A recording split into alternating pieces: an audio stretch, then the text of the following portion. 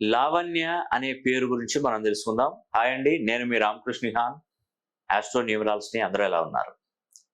ఈరోజు లావణ్య అనే పేరు 1, 2, 3, 4, 5, 6, 7 అక్షరాల పేరు. ఈ 7 అక్షరాల పేరులో కేవలం 90 డిగ్రీల్లోనే పేరు అనేది కూడా మనకు ఈ లావణ్య అనే పేరు చూపెడుతుంది. మ్యాక్సిమం 270 డిగ్రీస్ నుండి 360 డిగ్రీ కోణంలో పేరు గనక ఎవరైతే ప్రోగ్రామ్ చేసుకుంటారో వారికి అదృష్టం అనేది కూడా ఎక్కువగా కలుగుతుంది. గుర్తుపెట్టుకోండి, ఇక్కడ ఏం లేదండి, లావణ్య అనే పేరులో ఈ వాల్యూస్ అనేది ఈ 9 గదుల బాక్స్ లో వేయండి. ఎల్ అంటే 3, ఏ అంటే 1, వి అంటే 6, ఏ అంటే 1, ఎన్ అంటే 5, వై అంటే 1, ఏ అంటే 1.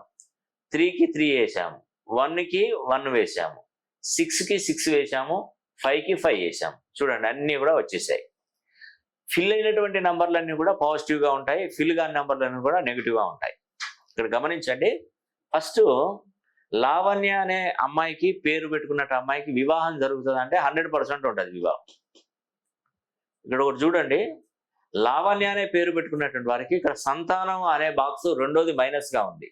అంటే సంతానం అంటే ఇక్కడ 2 సందర్భాలు చెప్పుకోవచ్చు. ఒకటి ఏంటంటే, తనకు పుట్టినటువంటి పిల్లల ద్వారా ఆవిడకి నష్టాలు జరగడం, ఇబ్బందులు ఏర్పడడం, లేదంటే ఆవిడకి సంతానమే కలగకపోవడం.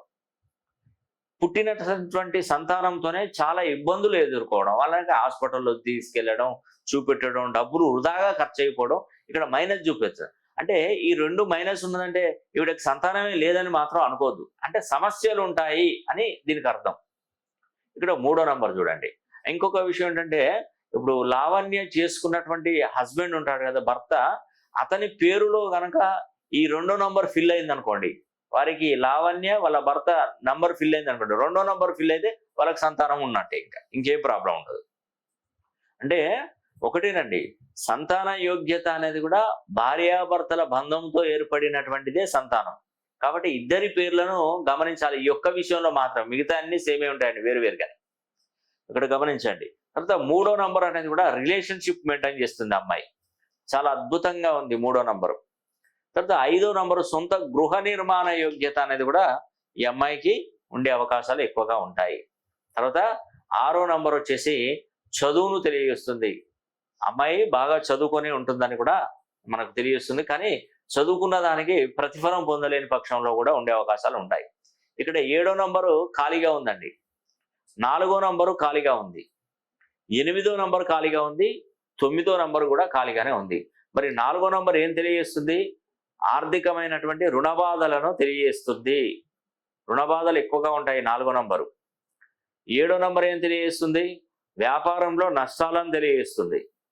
అంటే ఏ వ్యాపారం పెట్టినా మోస్తరుగా నష్టమే జరుగుతుంది, లాభం ఉండదు, నష్టం నష్టం నష్టం.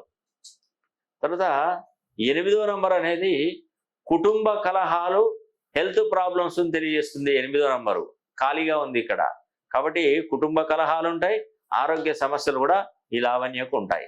9వ నంబర్ ఏం తెలియజేస్తుంది? ఫైనాన్షియల్ స్టేటస్ నిల్ అని తెలియజేస్తుంది.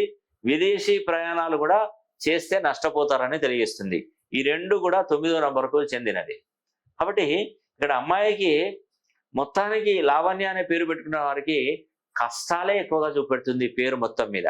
కానీ వీరి యొక్క డేట్ ఆఫ్ బర్త్ కనుక మనకు తెలిసినట్టయితే, వారి పేరుని 270 నుండి 360 డిగ్రీ కోణంలో కనుక వారి పేరును సరి చేసుకున్నట్టయితే చాలా అద్భుతంగా మంచి శుభ ఫలితాలు వస్తాయని కూడా నేను మీకు ఈ వీడియో ద్వారా తెలియజేస్తున్నాను. ఈ వీడియో కనుక మీకు నచ్చినట్లయితే లైక్ చేయండి, షేర్ చేయండి, అదేవిధంగా కామెంట్ చేయండి. సర్వే జన సుఖినో.